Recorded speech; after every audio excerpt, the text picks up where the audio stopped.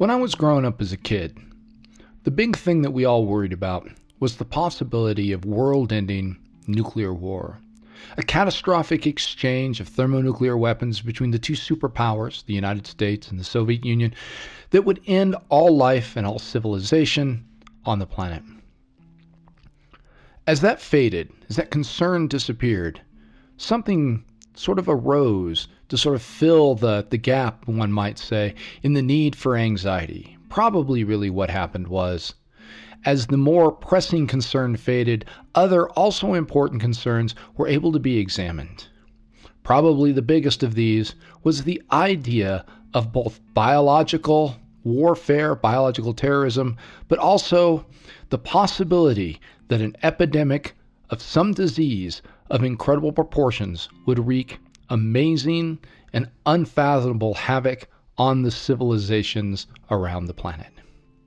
Well, folks, I'm here to tell you we're at that time now. So, in this episode of the Scientific Odyssey, we're going to take some time to look at this global pandemic, COVID-19, and try to understand the issues and the things that surround it and how you, as the discerning, scientifically interested person, should consider the data. Hello, and welcome to the Scientific Odyssey.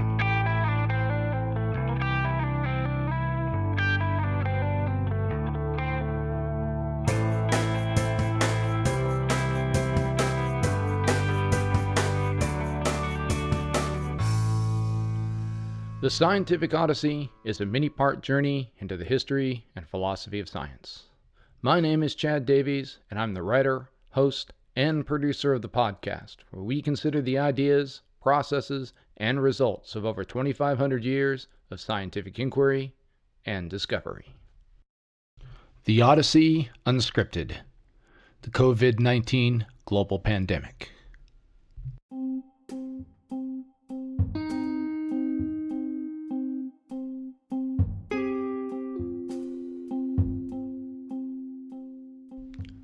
Well, a happy St. Patrick's Day 2020 to everybody out there who's listening, and welcome to, another episode of the Scientific Odyssey Unscripted, where I sort of talk about a scientific issue of some importance that's in the news. And of course, right now, there's no bigger issue than the COVID-19 global pandemic, as I said in the intro. So, just a couple of quick notes as we get started. This is not a scripted episode at all, as the title implies. I'm just going to sort of talk. I've got a few bullet points that I've written down, and I'm just going to talk about what I've got going on here. So this will not be as polished as our regular scripted episodes are going to be. And I have to tell you, these kinds of episodes always terrify me a little bit because, I don't have a lot of prepared material. I'm working off of just a few sparse notes and a couple of other things. And so I'm always, really afraid I'm going to get something very, very wrong. So I'm going to try not to do that. I'm going to try not to overstate things. But if I say something that causes you to wonder, wait a minute, is that in fact true? I really do encourage you to go out and check that out. In fact, that's sort of going to be the main focus and thrust of the episode that we're going to talk about this afternoon. It's a windy day here in Flagstaff, and so you're probably going to hear a little bit of background noise every once in a while from the 35 or 40 mile an hour gusts of wind that are blowing outside here in my little recording corner. I wouldn't call it a studio. It's more just sort of a corner in a spare bedroom. But if you do hear a little background noise, that's what's going on. So let's talk a little bit about what this episode is, give you a brief outline of what I want to sort of talk about and how I want to go through the material before we really get into it.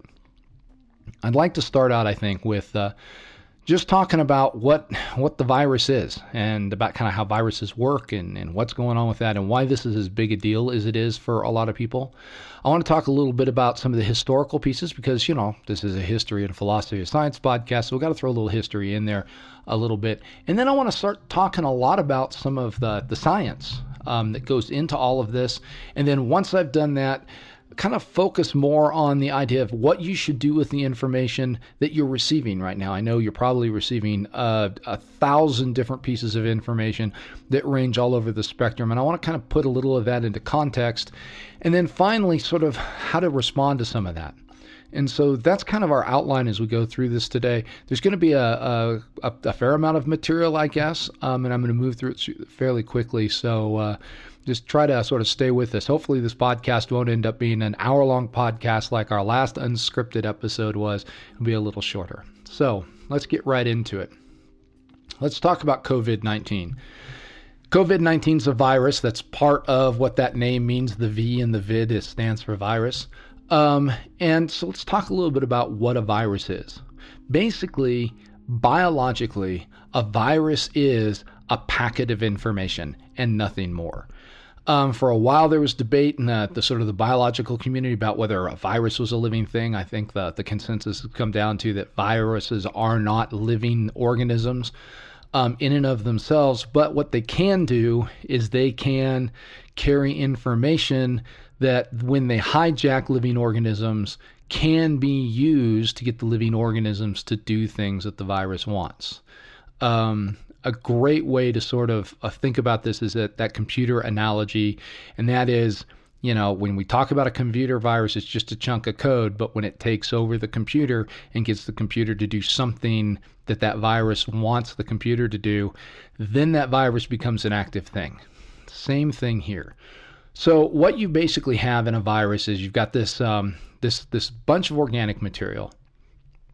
And on the outside of that bunch of organic material, you have a shell, and on the shell, of this are various types of proteins, and proteins are just organic molecules that have a certain organic molecule structure that basically act as keys for locks that you'll be found on the surface of certain types of cells, okay? Inside this bundle of organic material is what's known as RNA. And RNA is really closely related to DNA. We're going to talk about that in a little more detail here in a few minutes. But basically, what you want to think about is this RNA is a set of instructions. It's simpler and sort of less complicated than DNA, and that has some advantages, but also some big, I guess you would talk about it as sort of in biological sense, some big disadvantages. But that RNA, if it gets into the sort of machinery of a typical cell that makes copies of that information so that new cells can be produced, that RNA can get inside of there. That RNA can take over that production machinery and make lots and lots of copies of the virus. So that's what a virus basically is. It's not a living thing. It doesn't go around doing its own thing. But when it gets a hold of something that can do that and can inject that information into that other cell, then some things can happen. And one of the things I sort of want to say, when we talk about life, I always tell my students when you talk about life, usually when you talk about that, some people jump to these very complex forms. Life is just self-replicating chemistry in its most basic form. And that's why we generally don't call a virus a living thing, because it can't make copies of itself. It's not able to replicate the information on that strand, that very long strand of RNA, to make copies. So it's not a living thing if you take that definition of self-replicating chemistry. Now, there are a lot of different kinds of viruses. All sorts of things are viruses. We've got this thing that's a coronavirus. We'll talk a little bit more about that. There are things called noroviruses. Noroviruses is sometimes you'll hear people say, well, I've got the stomach bug and it makes me feel kind of cruddy. And I feel like maybe I've got things like, diarrhea and nausea and that sort of thing. That typically tends to be a norovirus. Influenza, of course, is a virus that a lot of people are familiar with. Smallpox is a virus that's been basically eliminated from the ecosystem, except in a couple of very special places in labs. Okay. So all of these types of things are viruses. And what makes the viruses different are a couple of things. One of the things that makes the virus different are basically those proteins on the outsides of the viruses. So those proteins, basically, like I say, they have the ability to kind of act like keys to locks that are on the outside of a typical organism cell. And so, a certain type of key fits a certain type of lock and opens up the cell for the insertion of that RNA. Well, different kinds of viruses target different types of cells, and they inject different kinds of genetic material, the different types of informational code in that RNA into the cell that it takes over. So that's one of the things, coronaviruses, influenza tend to attack the upper respiratory or the middle respiratory tract. Noroviruses, for example, they're going to attack stuff in the intestinal system, right? So different kinds of coronaviruses. The common cold actually is a coronavirus. Okay. So, when we're talking about COVID-19 as a coronavirus, you may have heard some people say, well, this is not that big a deal. Well, that's one of the reasons they'll sometimes say that is it belongs to the same family of viruses that the common cold does. And, we don't freak out about the common cold every year. So why are we freaking out about this? We'll talk about that. Another type of coronavirus, something that you may have heard of from about a decade ago, was called the Sars virus. Sars stood for, I think, if I recall correctly, sudden acute respiratory syndrome. And it was basically a respiratory tract infection that killed people pretty quickly. Okay. And it was something that got quarantined and shut down fairly rapidly when it came out. And of course, this COVID-19 is a type of coronavirus. So why was SARS and now COVID-19 such a big deal when something like the common cold isn't? Well, it has to do with the fact that when we talk about these viruses that have been around for a while that affect human beings, common cold, for example, your body has a general understanding of what that kind of virus is, what's going on with that. While your body may not have seen every single common cold strain of virus, and they're all a little different, it sort of knows what that looks like. And so the immune system, in a sense, knows how to respond appropriately and in a timely fashion. Now, when I say appropriately and in a timely fashion, what that generally means is your immune system's going to respond within just a couple of days of you being, affected or infected by the virus. And it's going to respond in a proportional sort of way that it basically will eliminate the virus over the course of about 2 weeks from your body without killing you. All right. The problem is that when you get into talking about new viruses, and that's why sometimes you'll hear this called the novel coronavirus or the novel COVID-19, is this is an entirely new strain of coronavirus that human beings have absolutely no experience with whatsoever. Now, you've probably heard about the 1918 flu pandemic. Sometimes it's called the Spanish flu pandemic. The reason for that, by the way, is it's not that the flu came from Spain. That's a common misconception.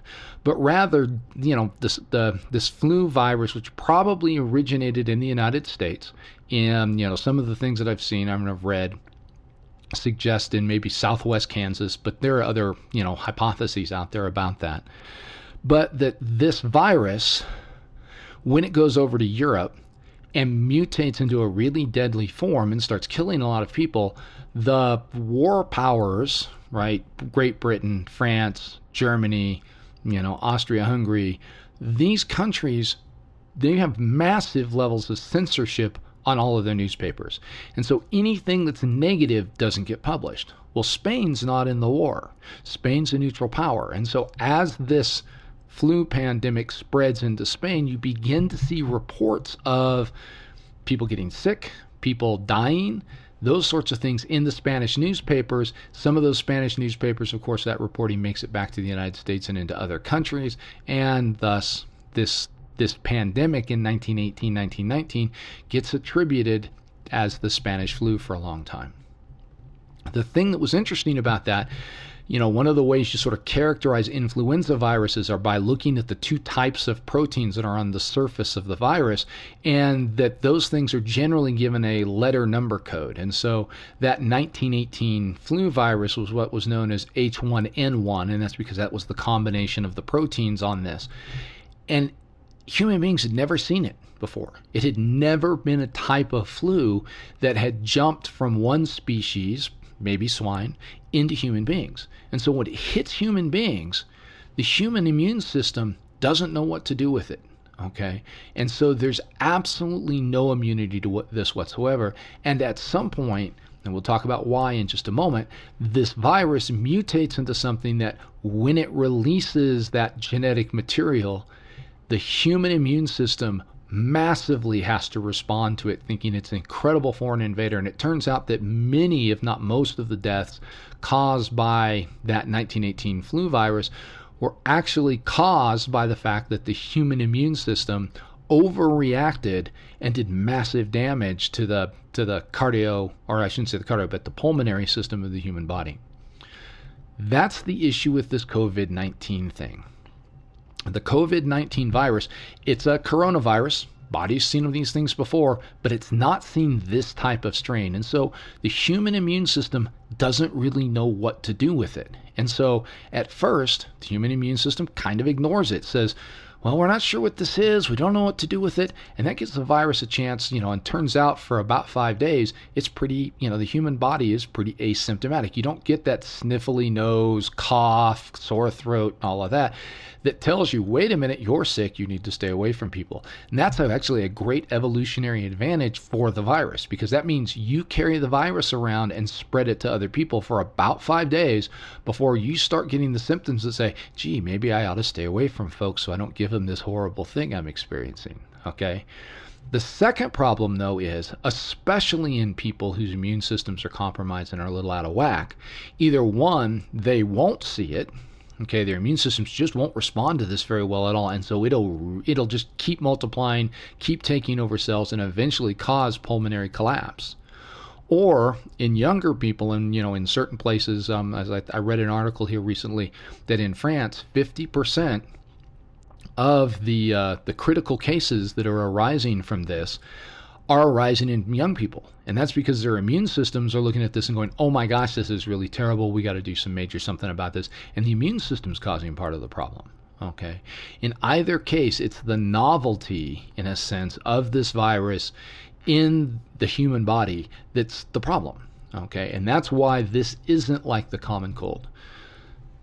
When we talk about viruses, and we talk about this sense, one of the things we'll talk about is, you can talk about a lot of things. You can talk about how many people does one person transmit this to. And I've seen a lot of numbers, but the problem with this is that number, sometimes called R naught, okay, and it has to do with the modeling. We'll talk about modeling here in a minute.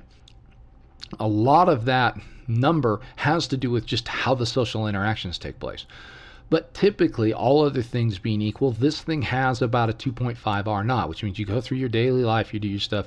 On average, you're going to infect 2.5 other people before you become symptomatic and isolate yourself. Okay, that's a little less than the flu. It's a little less than the common cold. It's more than, say, SARS or some other things. Measles, by the way, it's like 15 is what R naught is.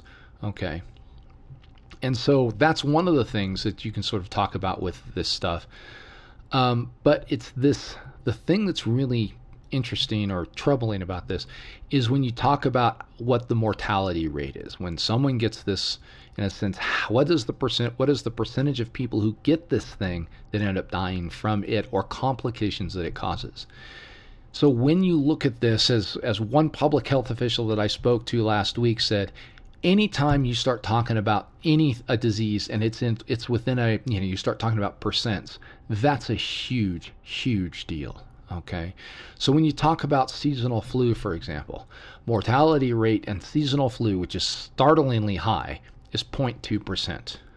The mortality rate for the 1918-1919 flu epidemic was, and it's hard to get the numbers on this because we don't have great data because you had a war going on and all kinds of other things, but it was somewhere between 2 and 3.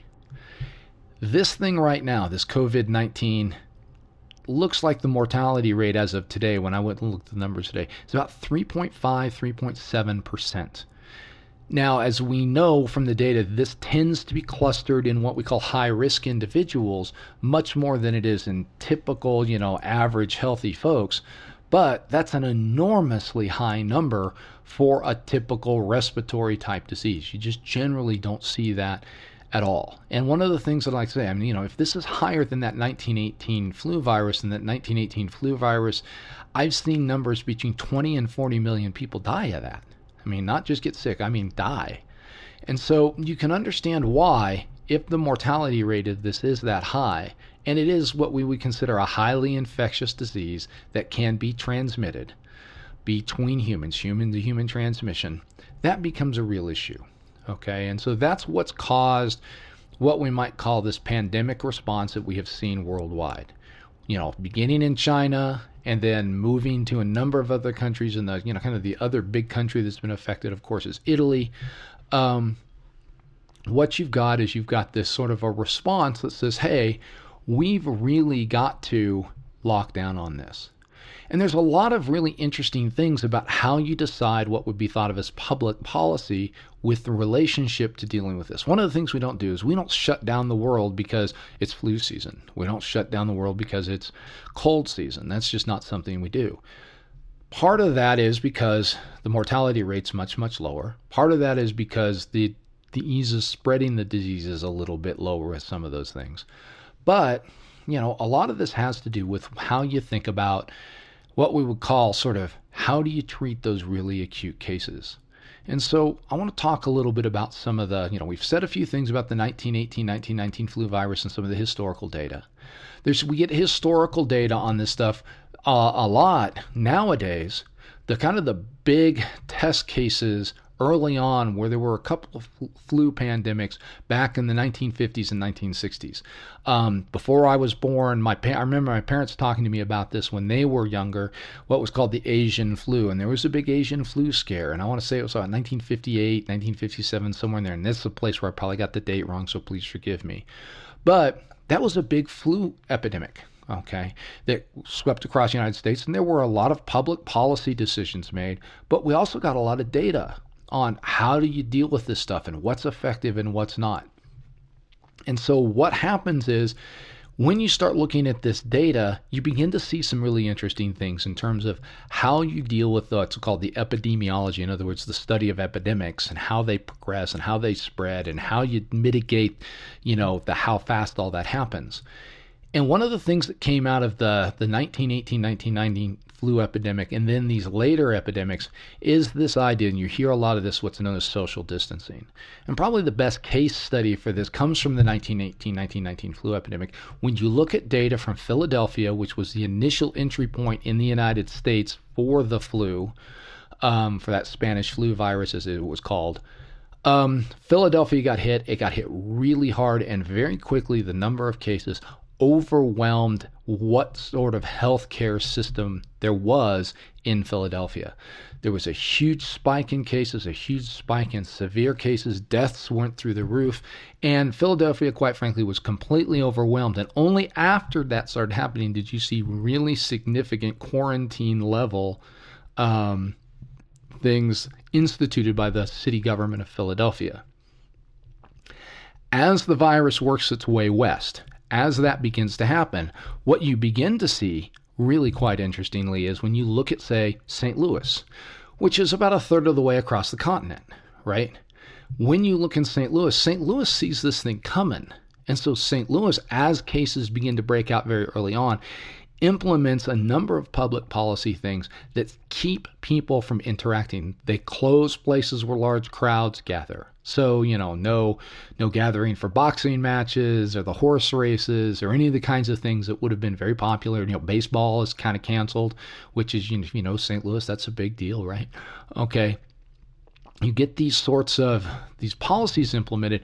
And the thing that's really interesting is it's not that you see fewer cases per capita necessarily in St. Louis than you did in Philadelphia.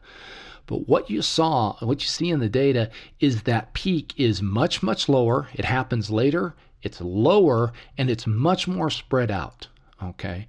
And so what you have is this large number of cases, but they're spread out over a couple of months instead of in a couple of weeks. And what doesn't happen nearly as much in St. Louis as happens in Philadelphia is an overwhelming of the healthcare infrastructure in that city. Similar things happen in other places across the country. When the cities take seriously the fact that the virus is going to show up, that it's going to be massively disruptive, that they're going to have to do some things about it, you tend to see this idea of, social distancing or social isolation taking place, and it turns out to be very effective, at least in terms of spreading out the curve, and in some cases even reducing the number of cases per capita. Okay, so what that begins to do is that begins to sort of provide you data as to what might work and what might not work. Now, of course, what you can't do is you can't do experiments in this kind of way, right? You can't sit down and say, gee, I'm going to go to a town of 10,000 people and we're going to infect them with this virus, and then we're going to sort of try various things to figure out. You can't do that controlled experiment that we would love to do as scientists, but no, that'd be, a horrible thing to do.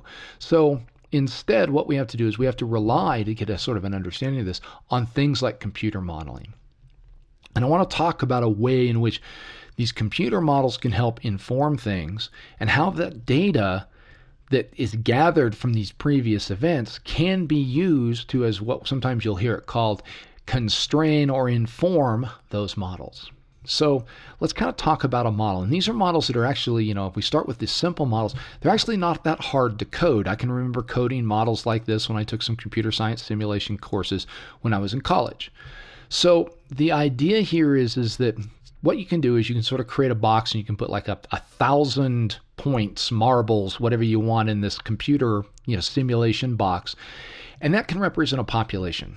And then what you say is, okay, I'm going to say that one of those marbles is positive. It's infected, if you would like. And then you can write some rules in your code saying, if the following things happen, that infection can spread from that one marble to any other marble if those two marbles interact in a way that satisfies the rules. So usually what you do is you say, okay, one of the things we can do is we can say how fast the marbles are going to move, right? The faster the marbles move, the more times the marbles interact with other marbles. And then you can say, okay, you could write a rule that says, okay, every time an infected marble bumps into an uninfected marble, the uninfected marble becomes infected. And then maybe you can say, okay, and then an infected marble is going to stay infected for X number of steps in the code, which might be for equivalent like 14 days or something like that. And so they're contagious for that many number of days. And then you can run the code, and you can sort of keep track of how many of the marbles are infected, and kind of keep track of the time series in that. Now, by the way, if you're interested, the Washington Post out at their website has done a really nice article that sort of shows you how this works. And one of the things that you can do is you can go in there, you can play with the parameters, how fast the marbles move. You can say, okay, what is the infection chance, right? You can sit down and say, is it a 70% chance or a 50% chance or a 30% chance?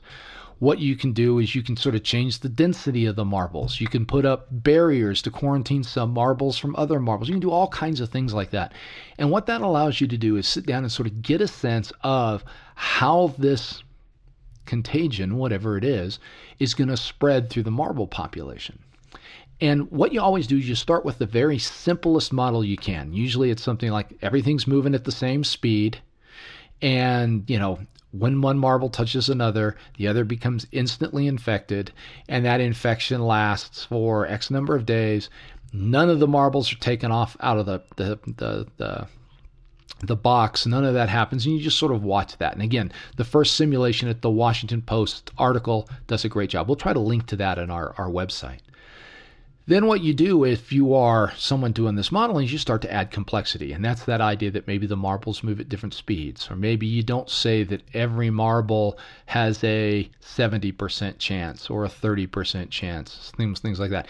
You can allow marbles to recover. Do marbles get reinfected? One of the things, the general idea is okay, once you get a virus and your immune system responds and it kills off the virus, now the immune system sort of sees what's going on and you can't get infected again. Except that one of the things that we're beginning to see in the data in some places is that people are getting reinfected by this stuff. And so what that tells you is that the virus is either mutating or that it works in such a way that the immune system doesn't really see it very well. And that's something you might see with an HIV virus, right? One of the things about HIV is that the virus can retreat inside of nerve sheaths and the immune system can't get to it. And so, you can think you're clear, or at least asymptomatic, as it's oftentimes called, but you're actually not free of the virus. So, we don't quite know what's happening, but we are getting second infection statistics on this virus, right? So that would maybe be something you would have to code into your model. Now, the thing that happens is once you do this, you can run models all day long and they can do all sorts of really interesting things. But what you always want to do when you're modeling is then take your model, take your output, and compare it with real data. And that's where what we know about these previous epidemics especially viral epidemics, become super, super important, because what they do is they sort of say, okay, these kinds of assumptions that you're making and building your model are either valid or they're invalid. They work and they produce results out of the model that kind of look like what we see in the real world, or no, they give us stuff that's completely not like what the real world looks like, and that set of assumptions you can't go with. And this is where, like I say, that historical data really informs the modeling. And this is the kind of thing that has really begun to influence public policy. When you're out there and you're sort of seeing, I mean, I don't know what it's like where you're at. Here tonight, at 8 o'clock tonight, the city of Flagstaff is closing down all restaurants, all bars, all entertainment facilities, the bowling alleys, everything, right? We're on spring break now, but when classes come back, we're going to teach what we can online. And it's this thing of, we're not going to let this thing get loose. And it's because all of the modeling has said that if you have this certain level of human contact, you're not going to be able to stop the spread of this virus. And so it turns out in other cities, what has been found is when less stringent social distancing or social isolation strategies have been implemented, people, even while following the specific letter of the law, haven't followed the spirit of the law. And so, I think in New York, you saw this as a great example. The governor closed the schools, the university systems closed up. They told people stay in home.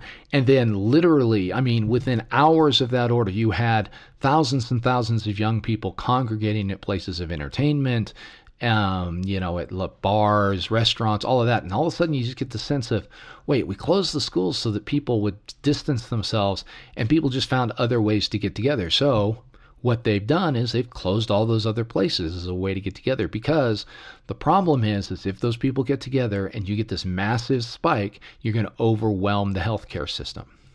And let's take a minute just for a second to talk about that for a minute. There's a nice analogy that I came up with, or at least that I think is a nice analogy. Maybe it's not great and you guys will scoff at it, but the analogy that I came up with is kind of like this, right? And this is the healthcare system. You design and you build a healthcare system, and you don't build a bed for every single person that might come in the hospital that day. What you do is you build a bed, maybe for what you would call an average load. And the way to sort of think about this is, let's say you've got your favorite, boutique shop or something downtown, and let's say that boutique shop has 10 parking spaces. Okay, that boutique has 10 parking spaces, and that's because it says, at any given time, we're probably going to have something like 5 customers in the store. But if we get a little rush, we get a little surge, a little fluctuation, we might have as many as 10. So we'll make sure we have 10 parking spaces out there. Even though what we know is we may have, over the course of the day, 300 people come through the store. We'll only need 10 parking spaces to accommodate their driving and their need to park, right? No big deal, and that works just fine. But let's say the store does this thing where it says, hey, we're going to have this really great special on one of the favorite items that we do at the store, but it's only going to happen between the hours of 2 p.m. and 3 p.m., for example. All of a sudden, those 10 parking spaces are in no way, shape, or form going to be even vaguely adequate for the number of customers who are going to want to come down and buy that very favorite item. If the store, on the other hand, says, yeah, we're going to have this sale, but we're going to do it over the space of maybe noon to 5, okay, well, then the surge isn't as big. Maybe that 10 parking spaces is closer to adequate, right? Or maybe you do it over, that whole day, and then, okay, yeah, the 10 parking spaces are probably full most of the time, but you don't have too much of an over demand. Well, it's the same kind of thing with this health thing, right? If you can't do something that controls that enormous growth spike in terms of the way the model works, or not the model works, but the way the virus works, then what it is, you're going to get all of these people rushing into the healthcare system with really severe, and by the way, the severe percentage, right, is somewhere around 16 to 18%. Okay, so mortality rate 3.5, 3.7, depending. But severe cases anywhere from 16, 18, I've seen numbers as high as 20%. Those people all need to go into your healthcare system, where that mortality rate is going to be significantly higher as they have things that happen and they can't get into the hospital. They can't get on a ventilator. They can't get on a respirator. They can't get the medicines and drugs they need to treat the symptoms so that they can stay alive long enough that their immune system can get on top of this thing. That's the difficulty you're worried about. And so that's why you're seeing a lot of this public policy. Now, a couple of other things before we sort of move on to some of the what I would call public response kinds of things. One of the things that's really interesting here is when you look at the math. And I've been looking at a lot of mathematical models. There's an astrophysicist out of Germany who's been sort of publishing the daily numbers of reported cases, and he's been plotting them on this really interesting type of graph. It's something scientists use quite a bit, and it's known as a semi-log graph. And what you do is on the vertical axis, you don't plot the numbers like 1, 2, 3, 4, 5. What you actually plot in equal spacings or powers of 10. And this allows you to deal with growth that takes place on what was sometimes you'll hear called an exponential scale. And so, one of the things that you can do with that is by looking at the slope of the line on that graph, you can kind of get a sense of how long does it take for the number of cases to double. So if you look at some of the, major countries in the world, and he's plotting this, I think the last thing I saw is in the United States, the doubling time is about 2.6 days. That means the number of cases reported in the United States as confirmed cases is getting twice as big every 2.6 days. If that trend holds in the United States, I think we hit 1 million cases right about April 1st or so, maybe April 2nd, somewhere in there. It's pretty remarkable how quickly you get to 1 million cases. Similar kinds of things in some of the major democracies of Europe, Germany, France. Spain's actually especially scary right now because Spain's at like a doubling rate of 2. But one of the things that I sort of want to talk just really quickly about, and this hopefully my readers out there who are math teachers or math fanatics, you'll appreciate this. There is a difficulty with using this term exponential growth. When we talk about exponential growth or exponential decay in a mathematical sense, that has a very specific mathematical definition. There's a specific type of mathematical function that is exponential, right? And it's called that. More generally, when we talk about exponential, what we're really saying there is that the growth isn't linear. In other words, it isn't that, every day you add 300 new cases. That would be linear growth, right? So, we add 300 cases today, we add 300 tomorrow, we add 300 the day after that, et cetera, et cetera, et cetera. What exponential growth there would mean is that the rate of growth is, say, 1.2 or 1.4 or 1.6 or something like that, to where you're getting more cases. So maybe today it's 300, tomorrow it's 330, the day after it's 363. The day after that, it's, 420 something. I don't know. It's just, you get this where the growth is increasing every day, right? And that's what we're really seeing on these graphs is, like I say, you don't get doubling rates that are the way you see them without your exponential growth taking place.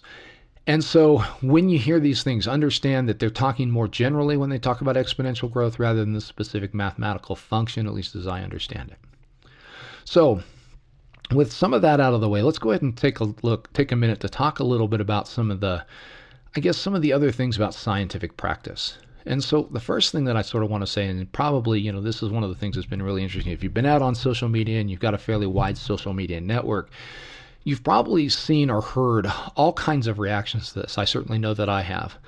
I've heard reactions from shut everything down or it's the end of the world to this is no big deal. This is just like the common cold, the seasonal flu, and we're just making way too big a deal out of this. And why are we tanking the world economy for this? And so I want to talk a little bit about that. As one of my friends said, it's really interesting when you look at when things happen. When you have things happen, say, of a political nature. Here recently in the United States, we had some impeachment trials for our president.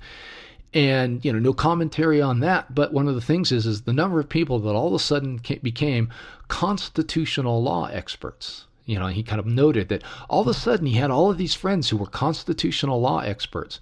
And you ask, okay, so what law school did you go to? And, who did you clerk for? And it turns out they have no training in this. They just decided that they've listened to a few people talk about constitutional law, and now they've decided they can make definitive statements about how constitutional law works, and that, their conclusions are, rock solid. We're going to have the same thing. The number of infectious disease specialists in my feed of all of a sudden just, it's amazing. I didn't know that they gave out that many degrees in infectious disease and in epidemiology, right? So how are you supposed to sort of look at this? You got a bunch of people out there saying, oh, well, this is the case or that's the case or whatever. Here's what I always tell folks. And this comes back to what we talk about. And since I think we talked about this in our first season, we talked about expertise. I'm a pretty well-educated guy, right? I've done a lot of math. I've done physics, all of this other stuff. And I got to tell you, I know very, very little about epidemiology beyond what I have read in some, books that were written for what I would call popular, intelligent person consumption, right? They're going to present some ideas. They're going to present them fairly straightforwardly. They're going to try to get you to understand some things, but they're not super technical. They're not super detailed, right? I understand the math that goes into this. I don't understand all the other pieces that go into the modeling, right? Because that's not something that I've ever studied. So one of the things you want to look at first off is when you're getting information, are you getting it from somebody inside the field or somebody outside the field? If that person is not inside the field, hasn't been involved in the academic and scholarly conversation, I would take what they have to say with a certain level of skepticism. And by the way, that includes this podcast. Let me be completely clear. If you want to be skeptical of this podcast, I am not an expert in any of these fields. Be skeptical. Go out and find somebody who is in these fields and see what they have to say, okay? But as little as I know, I can pretty much guarantee you, your favorite AM radio shock jock, your evening cable news television opinion host, all of those people, they know less than I do, okay? And I don't know much. So keep that in mind. Secondly, look for the idea of consensus. One of the things that happens in the scientific community is scientists work on things with the goal of trying to reach some level of scientific consensus.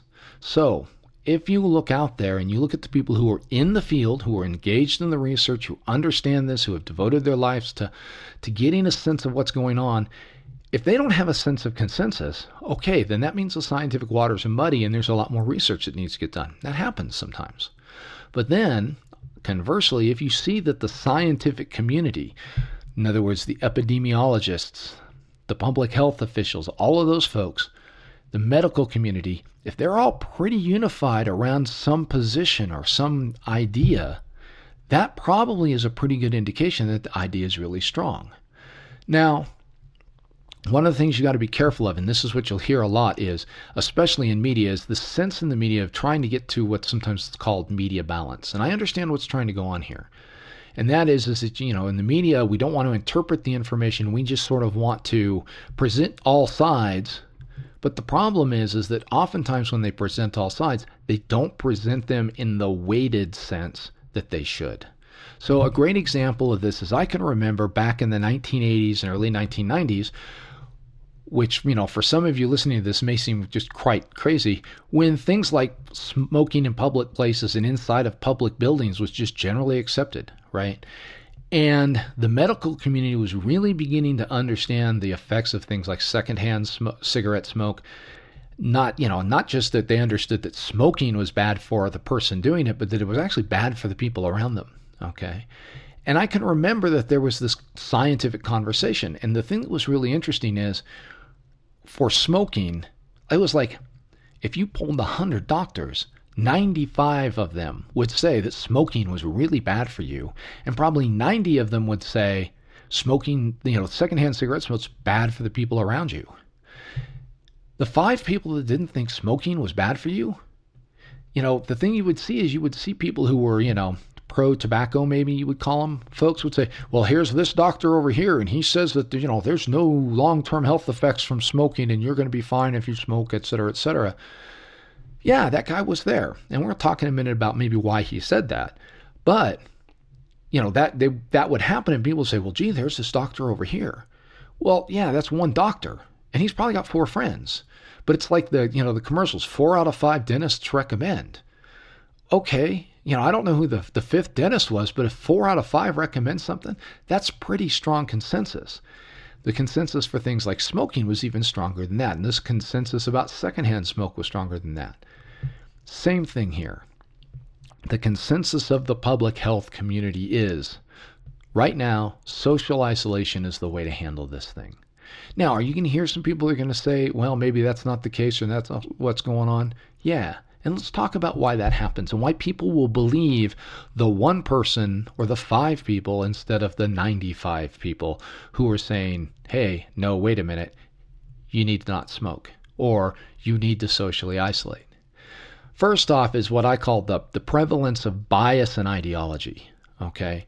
And that's one of the things that's been really interesting here in the United States to sort of see about this conversation is how much of the response is now breaking down around political ideologies, which is really, really just dumb because there's no data for any of that.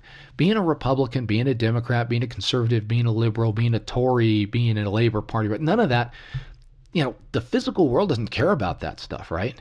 And so, choosing team red or team blue doesn't in any way, shape, or form influence whether you get this thing or not and whether it kills you or not, because the virus doesn't care about any of that, right? Okay, so the idea that that's going on, but human beings are really, really strongly programmed in a sense, and I don't want to say programmed by some outside thing, but just the way kind of we work psychologically, emotionally, to want to identify with a team, to grab a hold of a bias and then hang on to it, or decide that, hey, I've got this ideology that, maybe government interference isn't the best thing ever, and so we have this ideology that government shouldn't get involved. Well, maybe, that's great if that's your ideology, but in this case, it's just going to mean a whole lot of people are going to die that didn't have to, right? So that's the big thing you always got to be careful about with this. Look at, when you see people, look at whether they're inside the field or outside the field. I don't think you're going to find a lot of people who are inside the field, epidemiology, public health, medicine, who are saying we shouldn't take these measures, Look at the scientific consensus, and again, that's implied. And then for the people who are maybe disagreeing, look and see what their bias or ideology is. And if you feel like you still want to agree with them, look at your own bias and look at your own ideology and say, does this line up with the actual, here's the big thing, evidence and data? Okay, that's the key thing. And what we clearly see is when we look at evidence and data, these kinds of practices are probably the second most effective way of handling this stuff. Which of course brings us to the question, what's the most effective way of handling it and why aren't we doing that? I can answer the first question. I can't answer the second as well. The first question is the best way to handle this is to have a way to identify individuals who are infected very quickly and then isolate them. In our simulation example, that's the idea that you can see that the dot in the simulation is a different color, and as soon as that gets identified, that dot has a fence put around it so that other dots can't interact with it. Now, to do that, what it means is you have to have a test, right? You have to be able to run a test on an individual that's going to give you information back quickly that allows you to isolate the individual. Now, the thing, of course, that's problematic in all of that is, unlike in our simulation, people don't turn red or something, when all of a sudden they've got COVID-19 and all of a sudden, they get this big red blotch on their forehead or something and we go, oh, that guy has COVID-19. So what you have to do is you have to just test an awful lot of people. If you have a lot of tests and you give it to an awful lot of people and you identify those people early on, and that's really important with this because it's got a latency of about 5 days. If you can do those 3 things, you can get on top of this epidemic situation really quickly. That's something we were able to do with the Sars epidemic a few years back, right? The problem is, at least here in the United States, in some countries in Europe, that has not happened. In the United States, we've had an incredible shortage of tests, and the problem is that the test that we have takes about 2 to 3 days to get the results back for them, which is way too long. What that means is you're not testing enough of the dots in the box, and until you don't see that they're red until they've already had a chance to interact with a bunch of people. And again, I'm not going to try to comment about why that's the case. I'll leave that for folks who are political scientists and have more access to more information. But that would be the best way to handle that. Short of that, and like I say, that's not a solution that's available right now. Short of that, social distancing and social isolation is the way to go. So the one last thing I sort of want to talk a little bit about, and this may run a little bit longer. We're starting to already get quite a bit of time into this, so I won't stretch this out too long, is one of the things, and this is probably the thing that drives me the craziest, and that is the proliferation of conspiracy theories around the, how shall we say, the genesis and transmission of this virus. I think now I have seen 12 or 13 different conspiracy theories. I've heard of people saying that the Chinese government, did this to destroy the other economies of the world, or that the Russians did that, or, just, I say, I've seen probably a dozen, maybe a few more conspiracy theories associated with this. And I have to tell you, every time I look at them, and I've got a pretty good BS meter, it's something that I started honing when Carl Sagan started talking about this stuff back when I was 13. All of this stuff is just that. It's just conspiracy theories. It's a lot of BS. And so I want to talk just a little bit about conspiracy theories and how to spot them, right? There's just been this huge proliferation, but the thing that's really interesting, and the problem with conspiracy theories, it's not like they wander around and say, hey, I'm a conspiracy theory, don't trust me or be extra skeptical of me. So what you have to do is you have to figure out how to ferret out what's a conspiracy theory. And probably the best model of how to do this that I have seen, and it's the one I have taught to my critical thinking classes over the years, is what I call the red flags model. Conspiracy theories generally will share a number of common characteristics. And what you do is you start looking for these common characteristics, and every time you see one of these characteristics, a little red flag goes up. Now, one red flag probably isn't like a death sentence unless it's a really big red flag for that thing.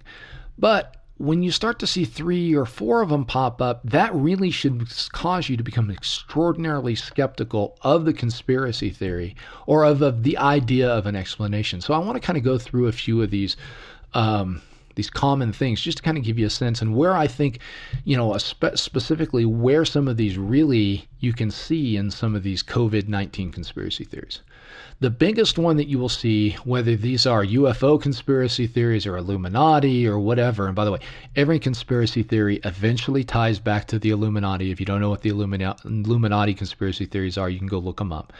But I think I have seen in the conspiracy theory projects that I have done for my classes, and there's always some version of a conspiracy theory that you can eventually tie to another conspiracy theory, which then ties to another conspiracy theory, which then eventually goes back to the Illuminati somehow.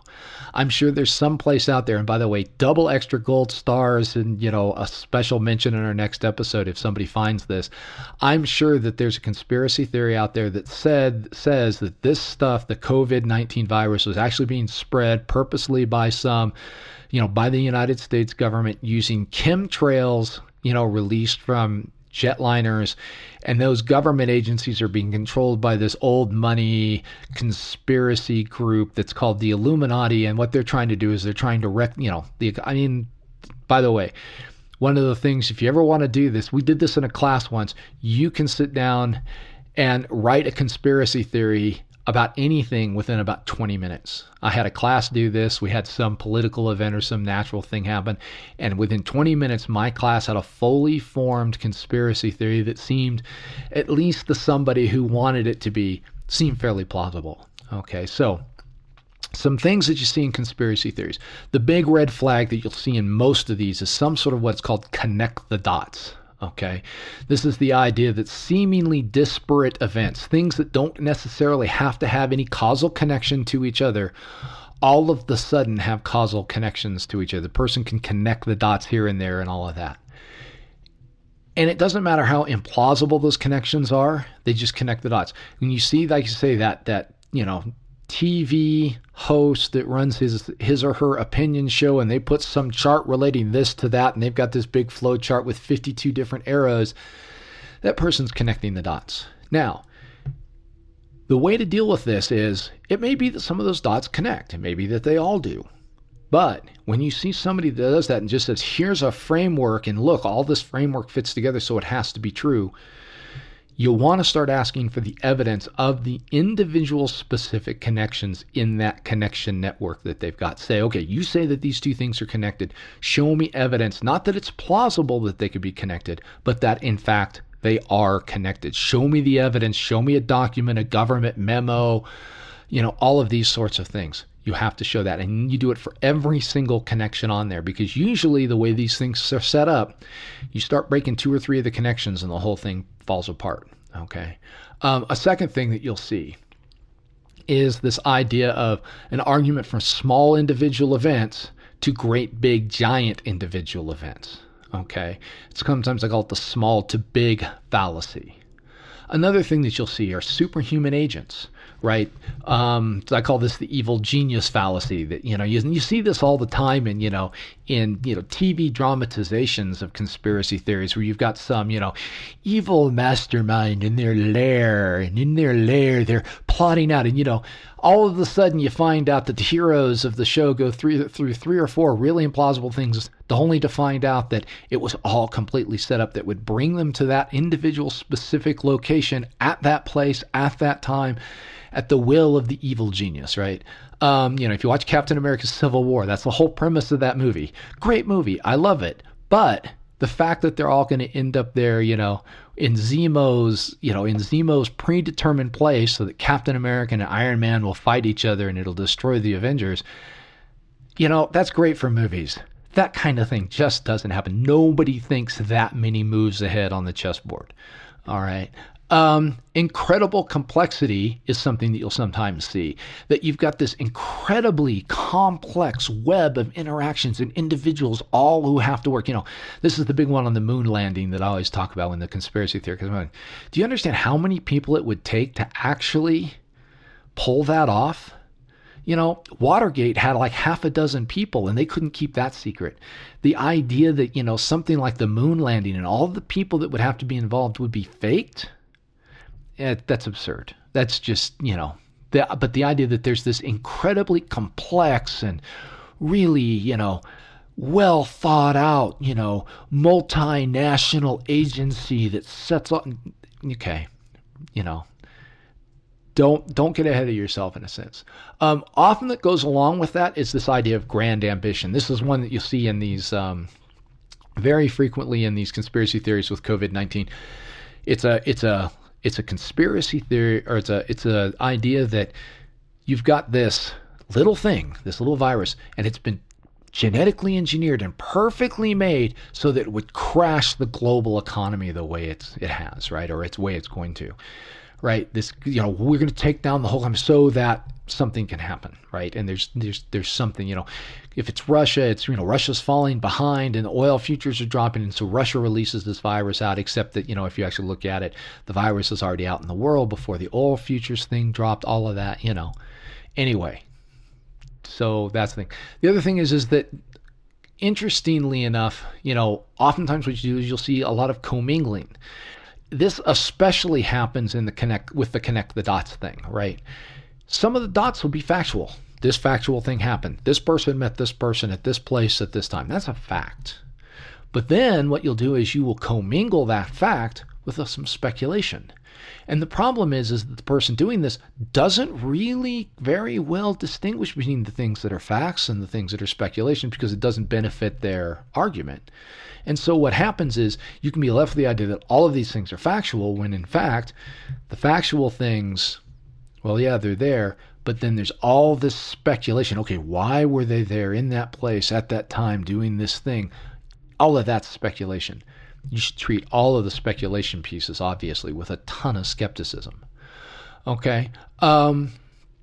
Generally, there's this sense of overriding suspicion. One of the things that's interesting is erosion in the trust of large, what we call societal organizations or societal institutions has happened. What you then oftentimes will see is just this: people just get suspicious of everything. Anything that happens, well, they're suspicious. Something bad had to be a part of that. Some other things that you'll see is you'll see lots of, appeals to common sense. And I can't remember who the author is for this, and I'm sorry, but, common sense is often neither. It's not common, nor is it actually sense. It's just these folksy things people decide to put together. Well, it's just common sense that this is going to be the case. And if you sit down and you actually unpack it, you go, no, that's not common sense at all. That's a stretch, right?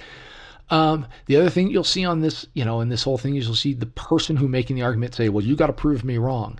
That's never true in argumentation. If you assert something, it's your responsibility to provide evidence to support your conclusion. To say that the premises of your argument are in fact true and that they do in fact support the conclusion that you reached. That is not the job of the other person to prove that person wrong. Always keep that in mind. When you're talking to a conspiracy theorist, if they say, well, you got to prove me wrong, it's like, no, I don't. You're the one trying to establish the truth of something. The burden of proof is on the person trying to establish the truth of the thing. A couple of others, again, we've talked a little bit about the idea of accommodation or of what is called bias, confirmation bias, which you'll see with a lot of these conspiracy theory people is they'll get their conspiracy theory and then they grab a hold of only those pieces of evidence that seem to support their point of view or their conspiracy or their ideas, and they reject data that doesn't do that. Or what they'll do is they'll come up with an initial conspiracy theory, and then as evidence accumulates against their conspiracy theory, they begin to change the conspiracy theory to accommodate that new data, oftentimes in just really outlandish ways. And finally, there's this idea that what I sometimes call outsider arrogance, and these people say, well, I am. They turn the fact that they're not part of the inside group, the people who know what's going on, the people who have done the scientific research and spent their lives studying this, they turn the fact that they're outside of that group into some sort of badge of honor that, oh, I am not part of the establishment, and therefore I'm the only one that can tell the truth. And there's always this ton of arrogance. If you get somebody that says, well, the sheeple, you'll hear that a lot of times, the sheeple are being led down the Pied Piper Trail. That should be a huge red flag that this is a conspiracy theory, and this person is not being skeptical. They're not willing to consider data. So, if we've gone through that sort of list of things, what you can see is, I think with a lot of these conspiracy theories, you see a lot of these red flags come up, and, the thing that's interesting or discouraging for me is the number of people that sometimes buy into these. Now, I have a feeling probably most of you who are listening to this right now, you're not buying into this. You listen to this podcast because this is not where you go with things. And so the question you may ask, why do people do this? Well, first off, sometimes conspiracy theories really are true. Big Tobacco did cover up the data for an awful long time, right? There are real conspiracy theories out there, and there's just enough of them that, somebody can point out and say, yeah, but that was a conspiracy theory. And you got to say, well, yeah, it was. Sometimes what you have is you get conspiracy theories that are rooted in real world events. We talked about chemtrails, right? The whole conspiracy theory that somehow, there are airplanes flying over populations and they're releasing these chemicals out of the airplanes that filter into the air and they're doing something to the population. It depends on what your particular version of that conspiracy theory is. That actually has, in a sense, a foundation in a real event, right? Back in the 50s and 60s and early 70s, the United States government, among others, had their national weather services and their, here it's NOAA, the National Oceanographic and Atmospheric Administration, do testing with the idea that in areas where you had droughts, that maybe what you could do is you could seed silver nitrate crystals into the clouds, because the idea was the clouds weren't releasing their moisture because they didn't have anything for the rain droplets to nucleate on. And so if you do the silver nitrate into that, then silver nitrate's, pretty what we call hydrophilic. The water likes to grab a hold of it, and you could form some sort of a cloud droplet that would then fall. And it turns out these programs were discontinued in the 70s as being broadly ineffective. But chemtrails people will point to that and say, oh, well, right there, we can see the human, the governments of the world are willing to do this thing. But the thing is the governments of the world never hid that. Okay. The program, I can remember as a kid, on the radio say, okay, NOAA will be out there with their planes. You see some planes flying around. Well, they're out there cloud seeding. It wasn't anything that was ever hidden. But that'll sometimes happen. You'll have a conspiracy theory. So, another thing that happens, I think, is there's a sense where what you get is you get this sort of relief from responsibility. Things are going bad. If I can make the things that are bad in my life because of some superhuman agency, right, or superhuman thing that has so much more money and so much power and so much control, well, then I'm not responsible for making any changes in my life. And I think there's a psychological piece to that. And then finally, and I think this may be one of the biggest ones, is just there's this cognitive dissonance that comes up in human beings. We human beings develop these pictures of how we think the world's supposed to work. One of the big ones is that the world's supposed to be rational, it's supposed to be controllable, that we live in this advanced society that's got its handle on everything, and that we've overcome and conquered nature and all this other stuff. And then you get this event that, like this virus gets out, right? And comes out of some other species and makes it into human beings, and maybe through an aptitude, that's allowed to spread. And you just sit there and say, okay, I'm about to lose my job, or at least have my job go in. I'm about to hit all these financial difficulties, and the world's going to be turned upside down, and I can't watch my favorite baseball team because they're not playing anymore, and what happened to sports anyway, and all this other stuff.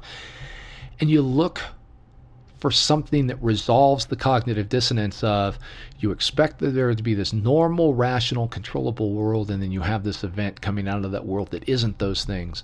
And so you try to develop a way to square that circle. And oftentimes conspiracy theories will allow people to make that bridge, even if they're not really supportable. So what's the response to all of this? Well, of course, as we always say, be skeptical, right? Demand evidence and data. Don't just let somebody make it, an assertion and then you go, okay, well, sure, yeah, it makes sense to me. Say, no. Even if it makes sense to you, in fact, maybe even most often when it makes sense to you, ask for the data, ask for the evidence, ask for the thing that supports that, right? One of the things that I always talk about with my students is it makes sense to a lot of my students that having a death penalty deters crime, except there's no data that actually supports that. So even if you're the type of person that says, well, it makes sense to me that, that the state taking people out of society and killing them will deter other people from making that decision, is there actually evidence that supports that? And if there's not, you got to let that go. Same thing here. Demand a solid and or reasonable argument structure. Okay, if a person, you can usually spot logical fallacies, and I don't have time to go into all the logical fallacies, but you can certainly do that. Remember Occam's razor. Do not multiply entities unnecessarily, I think is the most traditional thing. But the better way to say that is, select the hypothesis or explanation with the fewest assumptions. And I think in this case, the thing with the fewest assumptions is because we've seen diseases jump out of one species of critter into human beings, and that's not uncommon, well, that's probably the easiest explanation for where this thing came from. And then finally, there's this thing called Hanlon's razor, and you can see Hanlon's razor sort of said in many ways, but one of the ways I like it, never assume malice when incompetence is an adequate explanation. In other words, a lot of times you get people say, oh, well, this thing happened because this person has ill intent or has bad motives or whatever.